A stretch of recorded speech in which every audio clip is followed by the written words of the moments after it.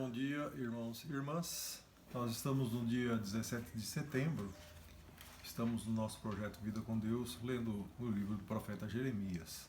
Hoje, do capítulo 43 ao capítulo 46. Nós estamos já ao longo de uma série de dias lendo o livro de Jeremias. Já passamos da metade e vocês já puderam perceber que a questão da profecia e de ser profeta, o profeta é aquele que vê, prevê e anuncia.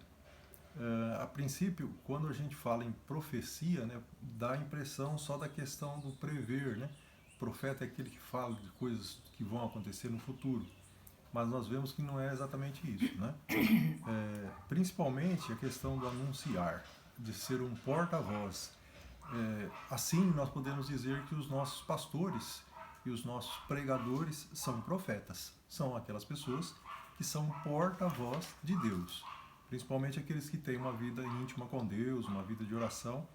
Sempre que sobem ao púlpito, sempre que estão no altar, eles estão lá levando uma mensagem inspirada pelo Espírito Santo. No capítulo 43, nós percebemos aqui que, além de ser alguém que vê, prevê e anuncia, o Jeremias também é alguém de oração, alguém que intercedia. E ao saber das coisas que Deus estava prevendo, nesse caso o cativeiro de 70 anos, ele também chorava pelo destino do povo. Jeremias, ele é acusado de mentir. O povo não aceitava essa questão do cativeiro. Então, sempre que o profeta traz algo que não é agradável, o povo não quer aceitar. Ele olha para isso e fala: não, você deve estar enganado, a gente quer que você profetize algo bom. E como o cativeiro era algo ruim, óbvio, né? Sair da sua pátria e ser prisioneiro de alguém em outro lugar, isso era algo ruim, que não era agradável às pessoas. Então, Jeremias, ele era, via de regra, acusado de mentir. Nesse capítulo nós vemos aqui que ele acusou Jeremias e aparece aqui um ator bíblico, né? Um vulto bíblico novo, Baruque. É alguém desconhecido no meio nosso, né? E ele se uniu a Jeremias, era espécie de um escriba, né? Jeremias ditava, ele escrevia as coisas e também anunciava na ausência de Jeremias. Os dois foram, na verdade, assim, tido e falado que eles eram mentirosos. Então, nesse capítulo 43 nós vemos bem isso, porque anunciavam exatamente que os judeus seriam entregues nas mãos dos babilônicos. Uma outra coisa interessante que eu gostaria de deixar frisado para vocês é a questão do termo servo. Aparece aqui, nós vemos aqui no 43:10, versículo 10 do capítulo 43, que Deus chama Nabucodonosor de servo. Então veja bem, Nabucodonosor era um idólatra, ele não cria nos deuses judeus, enfim, mas Deus o chama de servo, e não só aqui, anteriormente também em Jeremias 25:9, Jeremias 27:6, por vezes, né, nós vemos em passagens de Deus tratando de Nabucodonosor como servo. Então, ser servo, na verdade, é cumprir um propósito divino.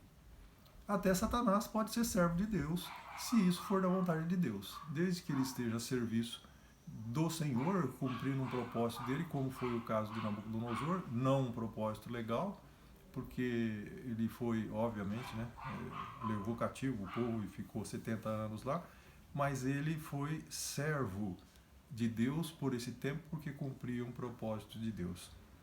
No Evangelho de João, nós vemos no capítulo 15, 14, nos versículos 14 e 15, ele entra no mérito de alguma coisa que fala a respeito de servo. Ele diz aqui: vós sois meus amigos, se fazei o que eu vos mando. E no 15, já não vos chamo servo, porque o servo não sabe o que faz o seu senhor, mas tenho-vos chamado de amigos, porque tudo quanto ouvi do meu Pai vos tenho dado a conhecer. Então nós percebemos aqui, é como se fosse uma escalada, uma graduação. você ser servo, ser usado por um princípio divino, para um propósito divino. O próprio João, no capítulo 1, ele já nos fala ali, no versículo 11, do 11 ao 13, a questão da vontade do Criador e o poder de Jesus. Então, Jesus, em razão do poder do próprio Pai Criador e do poder que foi dado ao seu nome, ele gera filhos e filhas para Deus, para o reino de Deus. Então, você de servo, você pode passar a ser filho, desde que creia no nome de Jesus. E aqui Jesus vai além ainda, né? Além de ser filho, você pode ser amigo, o relacionamento mais íntimo que Deus busca, né? Então, eu posso ser filho, dependendo do meu relacionamento, ser amigo de Deus. Para finalizar, eu gostaria de lembrá-los aí a respeito de Baruque, né? Esse vulto bíblico que aparece aí. No capítulo 45 existe uma mensagem a Baruque.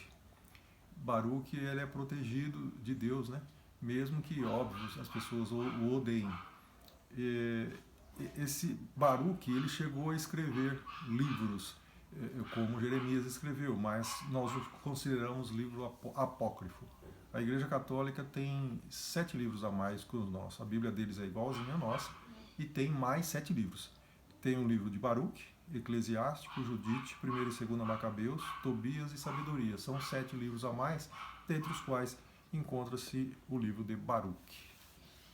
E essa questão de entender que Baruque, como servo, né, a obediência que nós vemos ao longo desse livro, onde Jeremias não podia entrar no templo e ele manda então que o Baruque escreva nos rolos tudo aquilo que ele falar e ele vá ao templo e leia aquilo. E num primeiro momento é lido, depois ele fala para que precisa, os anciões, as pessoas do reino falam que precisa passar aquilo pro rei, e é nesse momento então até que o Ademar comentou a respeito de queimar o rolo, né, que enquanto lia o rei ia arrancando pedaços do rolo e ia jogando, jogando ao fogo, ia queimando. Então o que a gente vê nessa questão de Baruque e Jeremias, levar uma mensagem contra a idolatria, que é muito forte essa mensagem, né? E também que nós temos que ser servos, filhos, né? Que temos autoridade, que temos herança, mas que nós somos filhos de Deus. Amém? Amém.